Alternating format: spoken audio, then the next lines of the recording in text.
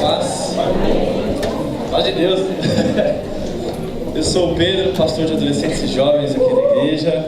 O pessoal já está animado só. Muitos visitantes, muitos antigos visitantes, novos visitantes. Muito bom a gente estar reunido nessa manhã. Tenho a honra de poder trazer a exposição bíblica, a reflexão da palavra de Deus nessa manhã. Mas antes da gente entrar nesse departamento, nós temos um motivo de oração. Nós temos um irmão da nossa igreja, o pastor Cláudio, que estará saindo em viagem missionária, não é? Vou dar ele para subir aqui, para nós podermos ouvir um pouquinho da viagem e orar por ele, oração de envio, não é, pastor Cláudio? Pastor Cláudio, Tailândia, não é? Que você vai dia 8, se puder explicar brevemente para a gente alguns motivos de oração que a igreja pode participar junto com você dessa. Bom dia a todos, paz do Senhor Jesus. 5 dias na Tailândia, nós vamos ter um encontro de líderes que trabalham em lugares fechados, perigosos. É uma reunião bem secreta. Vamos tratar só de pessoas de lugares ainda não alcançados. E não pode fazer foto, não pode fazer vídeo, não pode fazer nada, porque todos estão realmente em alto risco. Depois desses 5 dias, eu viajo para Medan, na Indonésia, onde eu vou ensinar um treinamento missionário. Vou dar um curso de líder servo durante 10 dias e vou dar treino de futebol para algumas pessoas que estão atuando nessa área para alcançar muçulmanos na Indonésia. Oração por proteção, oração por atuação do Espírito de Deus, por saúde. É bem difícil entrar assim com vários tipos de alimentação, climas diferentes e tudo. E orem por atuação do Espírito de Deus para que todas as estratégias sejam do Senhor e bem desenvolvidas para abrirmos novas frentes missionárias na Indonésia, e vou encontrar com pessoas da Malásia para atuar nesse país também, que são 2 países muçulmanos. Ida e retorno em segurança, recursos, e para Adriana, minha esposa, que vai ficar aqui tomando conta da AGE do nosso trabalho. Queria convidar o pastor Vandeir e outros pastores presentes para pôr as mãos aqui sobre o pastor Cláudio, mas para nos conduzir em oração, porque todos nós vamos orar, né? Todos somos sacerdotes, temos direto acesso a Deus em Cristo Jesus, então seremos conduzidos em oração por eles, mas convido todos também a estender suas mãos para cá em sinal de bênção e rogarmos por essa empreitada missionária. Pastor João está por aí. Andei vendo o pastor Ken Davis também, né? Você ainda está. Está escondido. Desmascarei. Vem cá, pastor Ken. Juntar.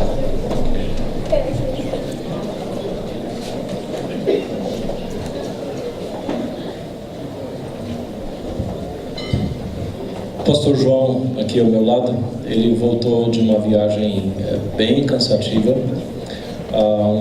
Um dos missionários da Kairos, que estava lá no México junto com ele, faleceu lá. 2 missionários, um era do México.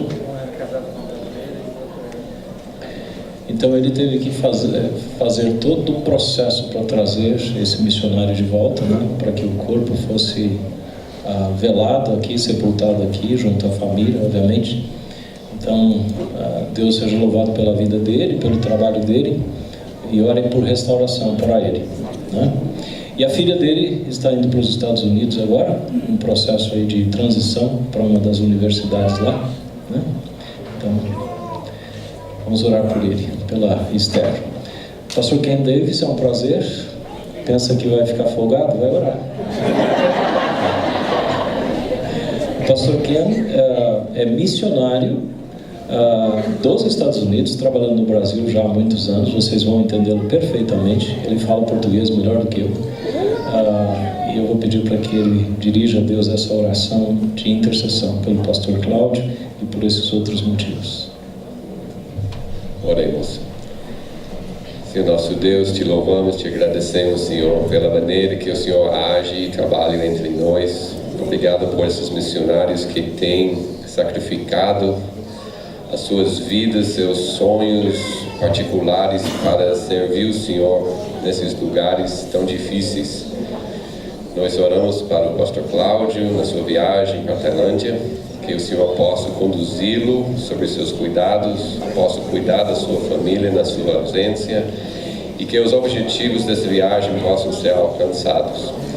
Que o Senhor possa dar força para todas as pessoas que estão trabalhando nas áreas fechadas, que essas pessoas possam ficar firmes na sua fé no Senhor, reconhecendo e conhecendo a sua graça e misericórdia sobre eles todos os dias, a sua proteção nos campos difíceis, nos campos até perigosos, e que esse treinamento possa servir para fortalecê-los e também para mostrar que o Senhor é muito maior do que simplesmente aquela areazinha onde cada um trabalha, mas que o Senhor é dono de toda a terra e o Senhor tem um grande plano para a salvação de muitas pessoas ao redor de todo o mundo. Nós pedimos também para esses missionários que sacrificaram até as suas vidas no campo missionário, pelas suas famílias, que o Senhor possa confortar cada um, possa ir adiante desses trabalhos para retirar seus corpos e trazer para ser enterrado junto com seus familiares, e que o Senhor possa dar sabedoria para as pessoas que estão trabalhando junto com essa missão.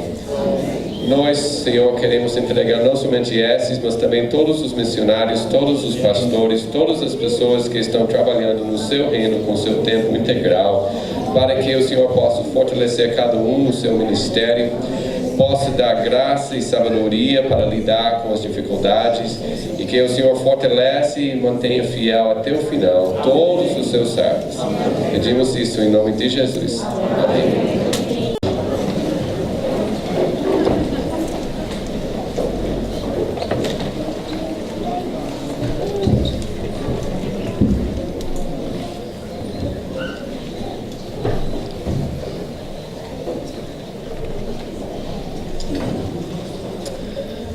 Bom, igreja, vamos para nosso tempo de reflexão bíblica, de certa forma especial também nessa manhã, mas sempre é, né?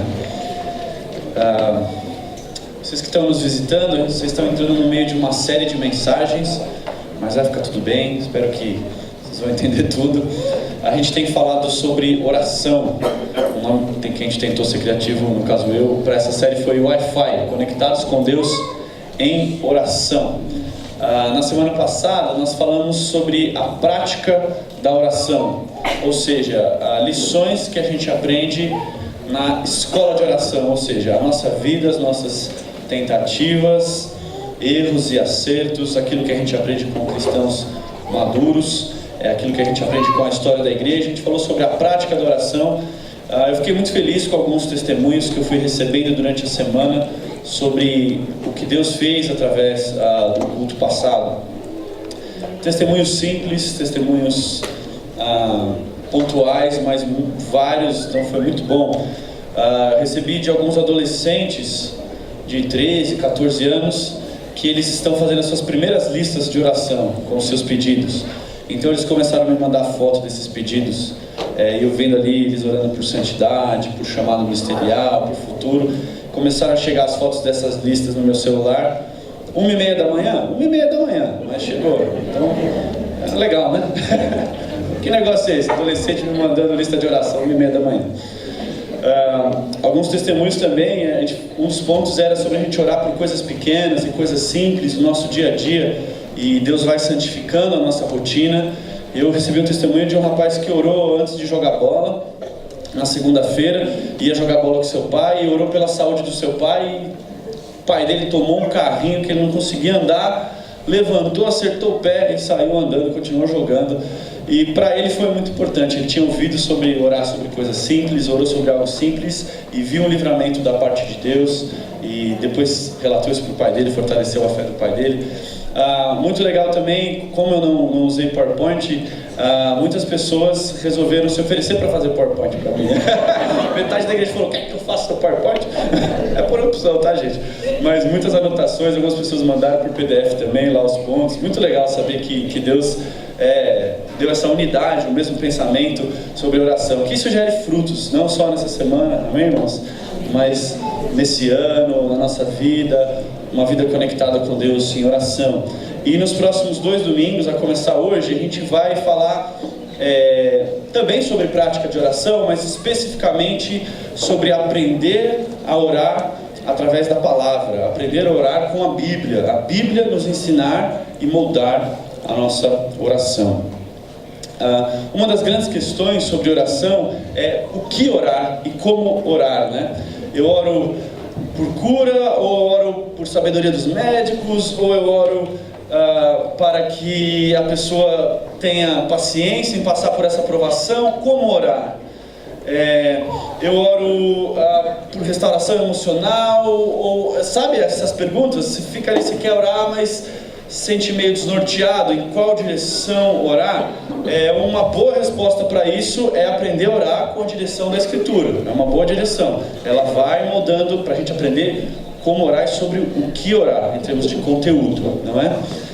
E hoje, especificamente, a gente vai aprender a orar, ou aprender sobre oração através de um salmo que eu pedi que o pastor Vandeir indicasse como um salmo que moldou a vida dele de oração e moldou o relacionamento dele com Deus em oração, que é o Salmo 37. Convido você já a abrir a sua Bíblia no Salmo 37. Vou ligar aí o seu dispositivo no Salmo 37. Acho que eu vou ler inteiro. Mas tem um trecho no boletim para quem tiver sem Bíblia.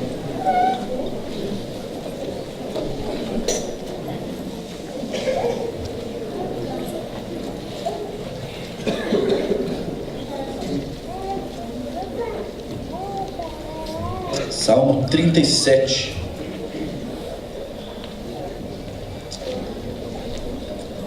Eu vou ler aqui na versão NVI, irmãos. Você vai seguindo na sua versão. A partir do versículo 1.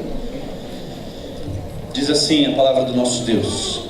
Salmo 37, 1.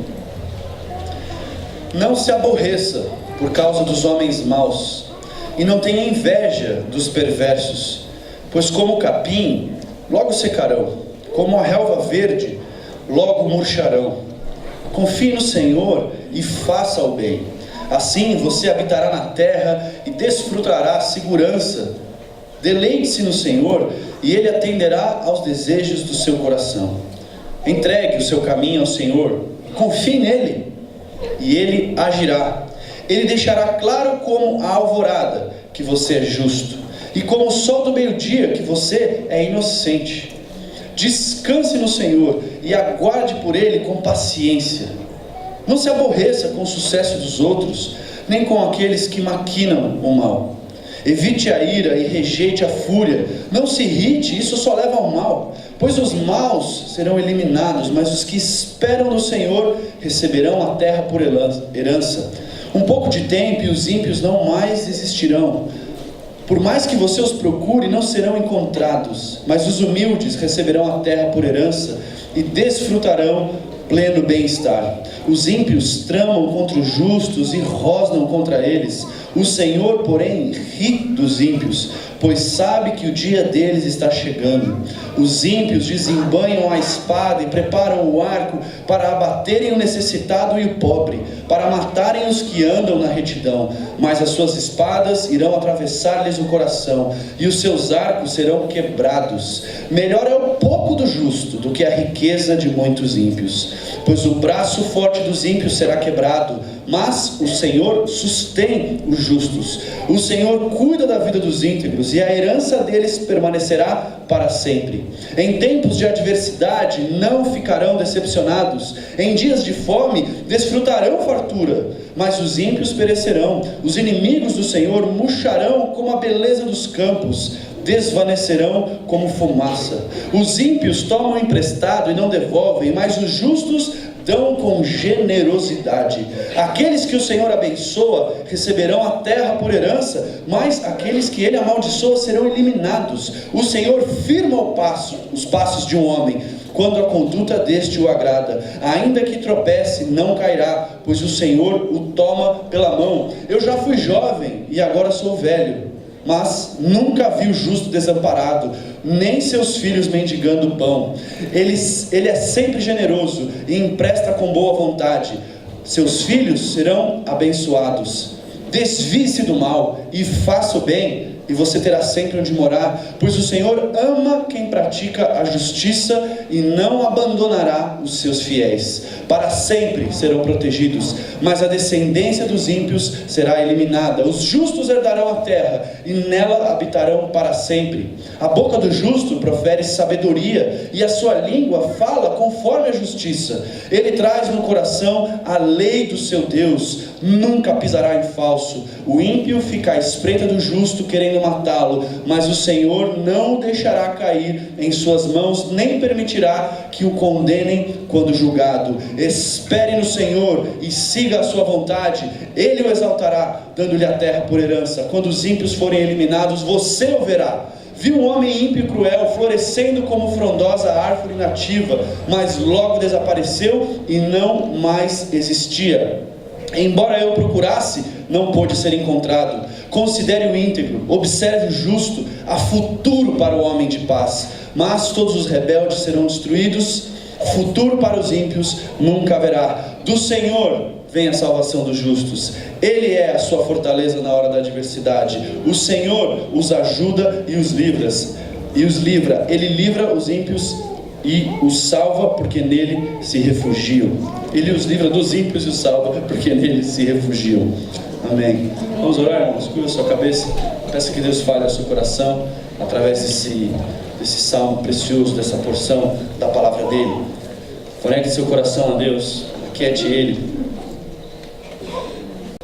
Pai querido, a sua palavra é santa, ela é alimento para os nossos corações sedentos, ela é luz para as nossas escolhas, para a nossa vida.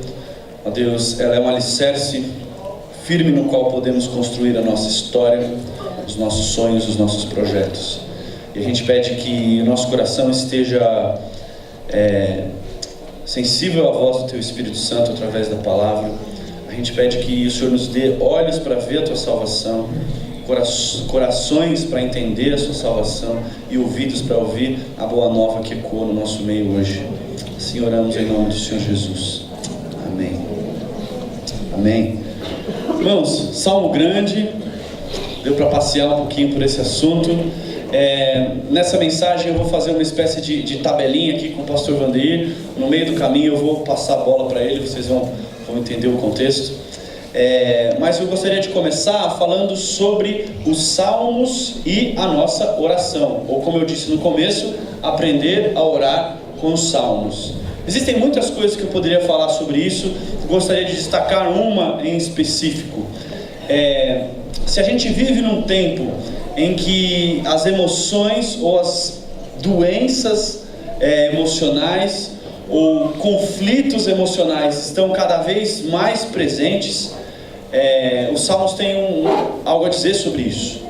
Eu vi uma pesquisa numa revista esses dias sobre empresas que contabilizavam o prejuízo ou quantos dias de trabalho eram perdidos dos seus funcionários por conta de problemas emocionais, como depressão, a crise de pânico, ansiedade e por aí vai, né? A lista é longa. E eles estavam contabilizando um número muito alto, muito alto. Então, o que parece é que essas questões vêm se colocando para nós, muitas vezes, como as doenças do século. E aí a nossa cultura vem com sugestões populares, né, de como lidar com essas emoções ou com esses conflitos emocionais. Todos nós temos, não é?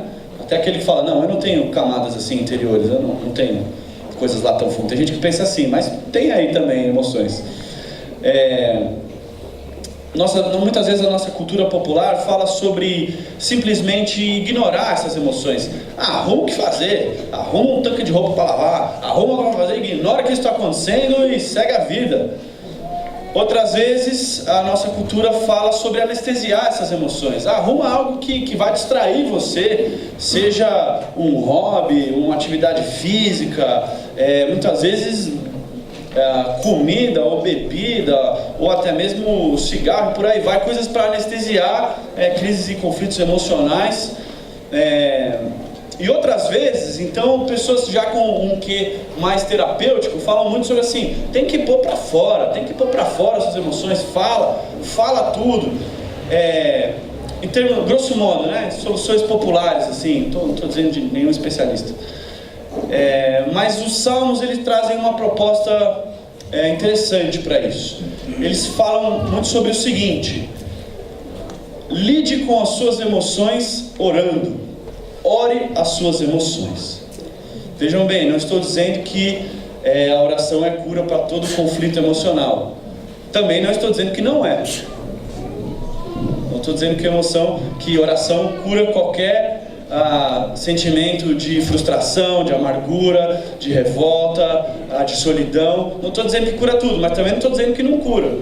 Vou fugir desses absolutos e vou falar sobre uma disciplina que a Escritura nos ensina, que é orar as nossas emoções.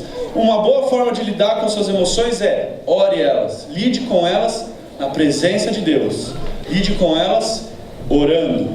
A gente vê uma porção de salmos que fazem essas coisas.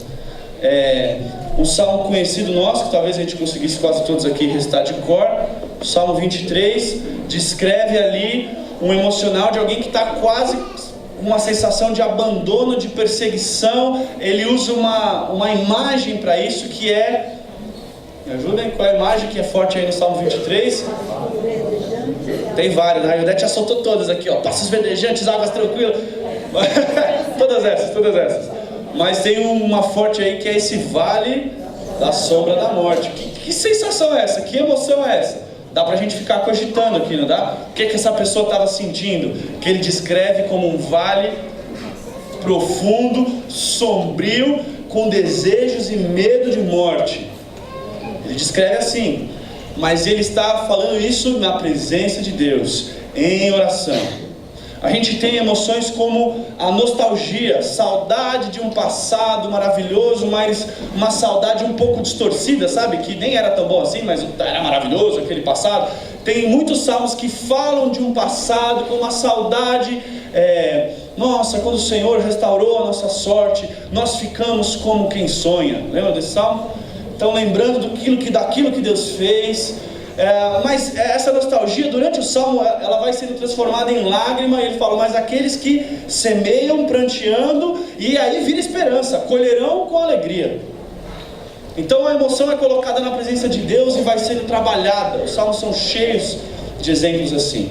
E esse salmo que a gente leu, o Salmo 37, ele tem uma emoção muito específica. Ele tem um estado de coração muito específico, que é o seguinte: uma pessoa que está olhando em volta, e ele olha em volta e vê o seguinte. A gente pode ver isso aqui no versículo 1, no versículo 3 e no versículo 8.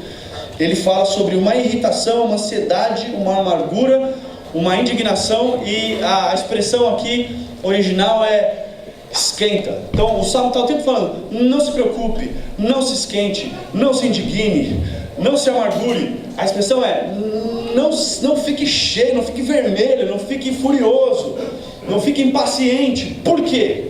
Porque ele está olhando para o lado e ele está vendo pessoas que não levam Deus a sério, indo muito bem.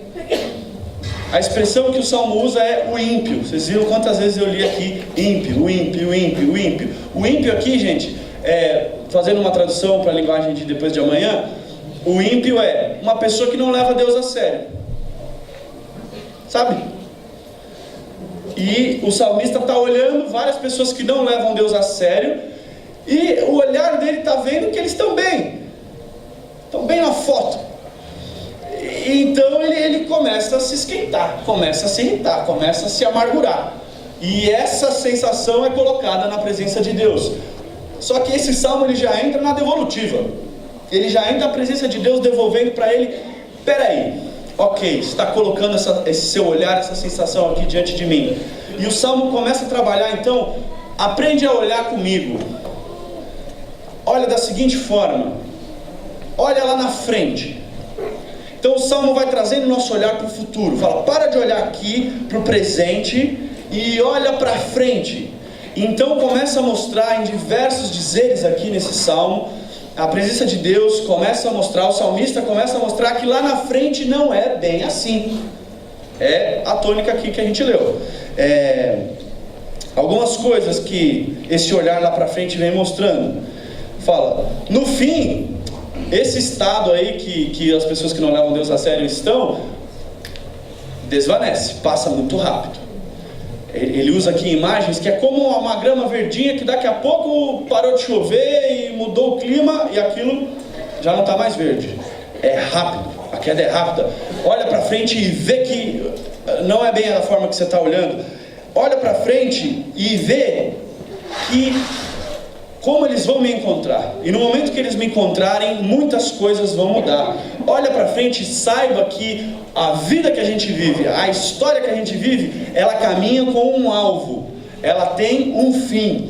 Ela tem algo ali na frente. E esse ali na frente sou eu. Vai todo mundo me encontrar, estar diante do meu trono. E aí vai ser diferente. Olha para frente e vê como que eles têm é fugaz. Olha para frente e vê que eu estou lá na frente e estou esperando eles lá. Uma coisa que Deus fala também é: não olha só para frente, olha para mim e vê de quem eu me agrado. Então Deus começa a falar: olha quem me agrada, e começa a descrever como aquele que leva Deus a sério agrada ao seu Deus. Então essa motivação começa a ser trabalhada.